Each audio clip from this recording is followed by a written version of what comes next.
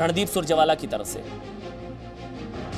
वैसे राहुल गांधी की गाली गैंग जो है वो क्या गालियों का नया रिकॉर्ड बनाने की होड़ लगी हुई है क्या, ये हम समझने की कोशिश करेंगे।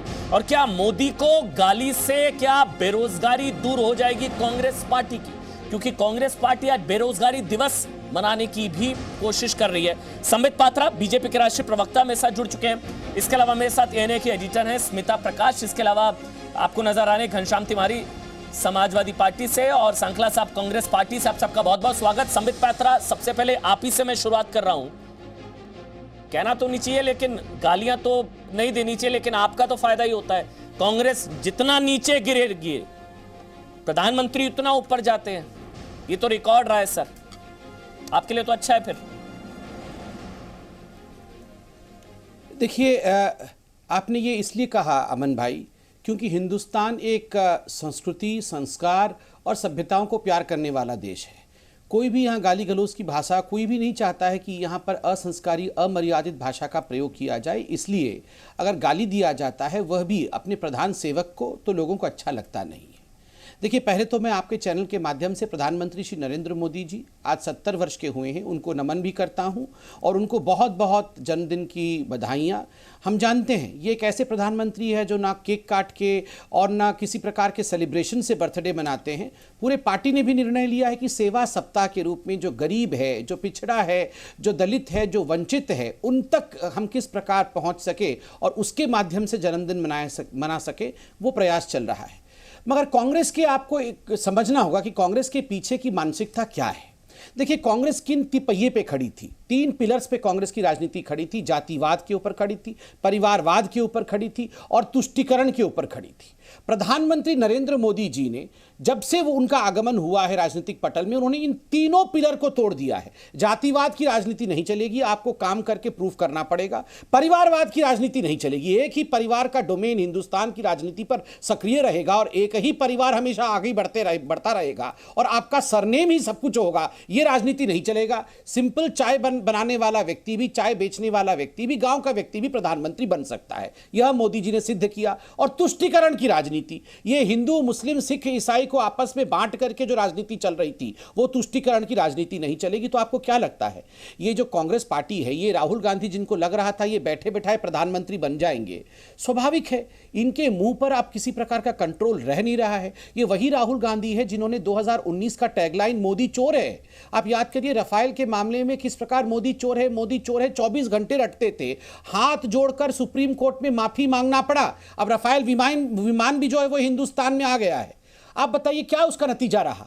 मोदी चोर है इतनी बार कहा और हिंदुस्तान की जनता ने 2019 के चुनाव में और भी बड़े मैंडेट से, जो 2014 का मैंडेट था उससे भी बड़े मैंडेट के साथ प्रधानमंत्री को प्रधानमंत्री बनाया। और मैं अंत में इतना ही कहूंगा, प्रधानमंत्री जी से अमेरिका में पूछा गया था आपके सक्सेस का, आपकी सफलता का राज क्या है। उन्होंने कहा रोज 2-2.5 किलो मैं गाली खाता हूं और वही मेरी सफलता का राज है। उन्होंने अपने आप को वज्र का बना लिया है। जितना भी आप उनके ऊपर गाली वार करो, उनका कुछ नहीं बिगड़ता। ये चीज क्या स्मिता प्रकाश कांग्रेस पार्टी को नहीं समझ में आ रही कि ये अपना ही नुकसान कर रहे हैं? जो मैंने शुरुआत में पूछा, कांग्रेस पार्टी जितना नीचे गिरेगी प्रधानमंत्री उतना ऊपर। मतलब हमने देखा है मौत का सौदागर गुजरात विधानसभा, फिर चाय वाला लोकसभा चुनाव। मतलब कांग्रेस अपना ही नुकसान क्यों कर रही है? क्या मकसद क्या हो सकता है? ये तो कांग्रेस को समझना होगा ना कि पर्सनल अटैक करेंगी तो अब उनका ही नुकसान है। स्मिता, वो भी जन्मदिन वाले दिन बंदर कहा जा रहा है।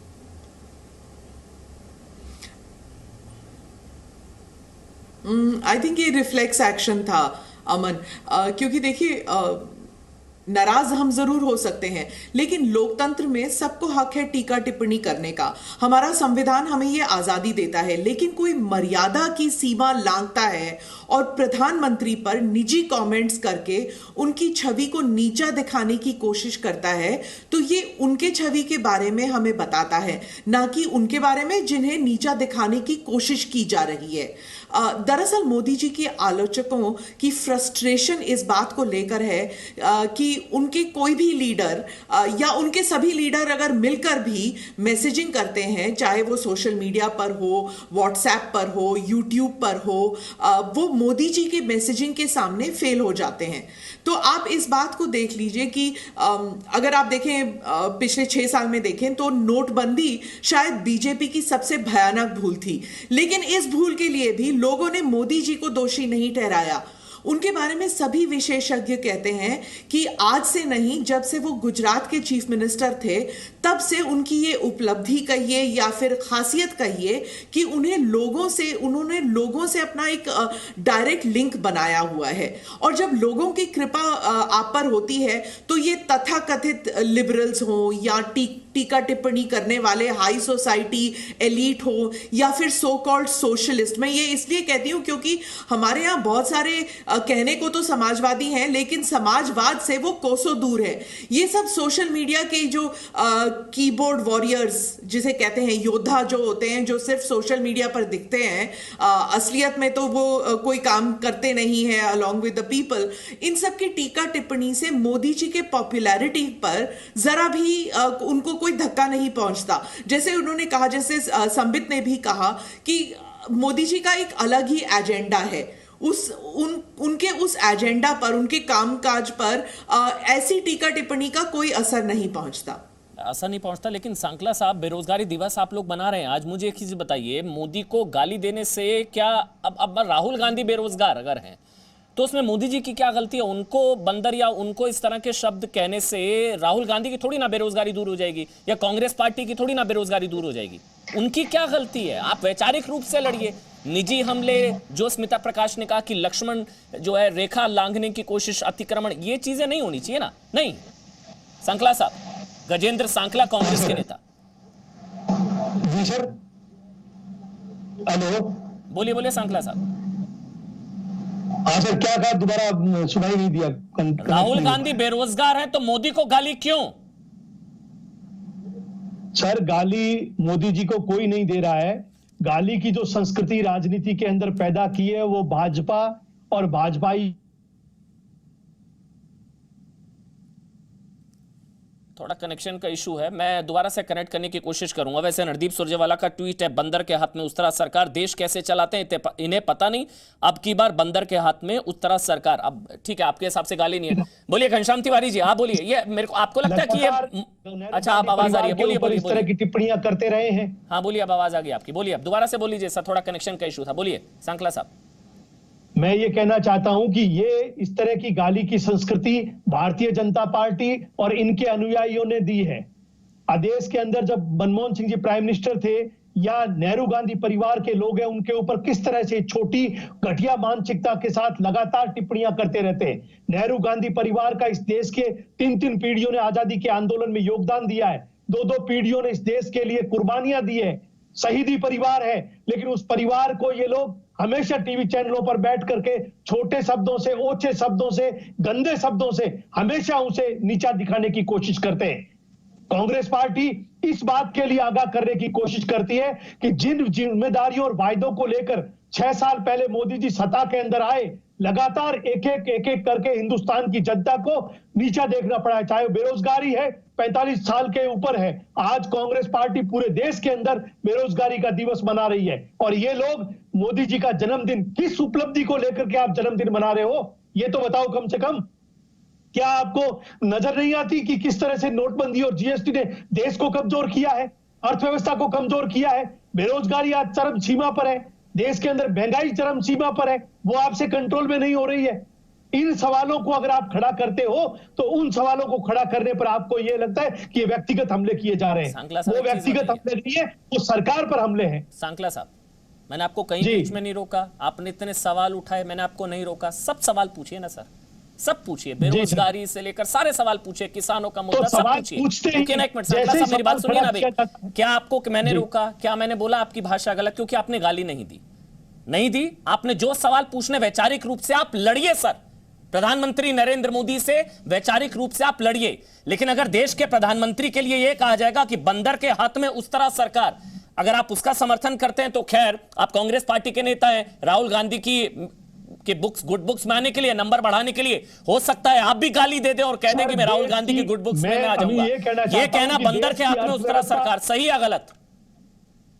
जी, सुनाई क्यों नहीं देता है सवाल? बंदर के हाथ में उस्तरा सरकार, ये कहना सही या गलत?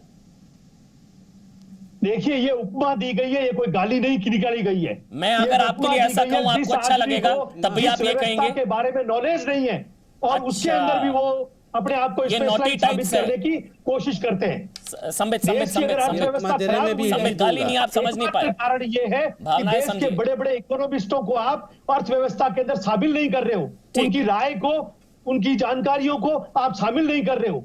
ठीक है, और सिर्फ आप ये समझते हो कि हम लोग ही जो कर रहे हैं वो हमें सबके लिए फायदेमंद है। ठीक है सांकला साहब, फिर मैं अगर आपके लिए ऐसे शब्दों का इस्तेमाल करूं तब भी आप यही कहेंगे क्या? नहीं ना, गलत है। बोलिए आप, संबित पात्रा आप बोलिए, उसके बाद घनश्याम मैं आपके पास आ रहा हूं। संबित पात्रा आप बोलिए।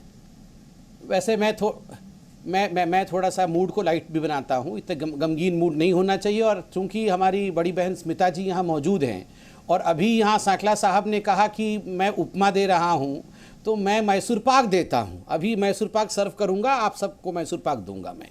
सुनिए जरा, इन्होंने कहा बंदर के हाथ में उस्तरा। आप मोदी जी को एक तरफ रखिए और राहुल गांधी की चित्र को एक तरफ रखिए। आप सोचिए, बंदर के हाथ में उस्तरा कहने से आप क्या सोचेंगे? किसके बारे में सोचेंगे? आप मोदी जी के बारे में सोचेंगे या राहुल गांधी जी के बारे में सोचेंगे? मैं ये जनता के लिए छोड़ता हूं। और बेचारे देखिए ये जो बैठे हैं भले मानुस यहाँ पे कांग्रेस के प्रवक्ता सांकला साहब, ये भी 100 टन का पत्थर रख के ये भी उत्तर जानते हैं। देखिए, मैं आपके बीच में सर नहीं बोल रहा था, ये ऐसे नहीं होता है सर। देखिए सर देखिए, शांति से मैं आपके बीच में बोला, कोई किसी के एलएसी में ना घुसे, आराम से बोले, यही डिबेट का नियम है ना। मैं बोल लूं फिर आप बोलिएगा। देखिए, मैं आपको एक टास्क देता हूं, बंदर के हाथ में उस्तरा।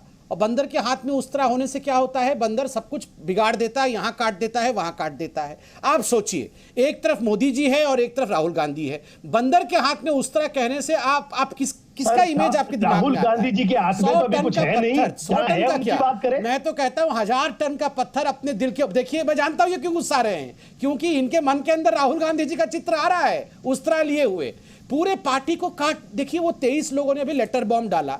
मतलब ये एलएसी रोज हमें करते रहते हैं। लिहाजे अदब कांग्रेस, एलएसी का एक कांग्रेस का भी एलएसी है। लिहाजे अदब कांग्रेस को डुबा दिया इन 23 लोगों ने।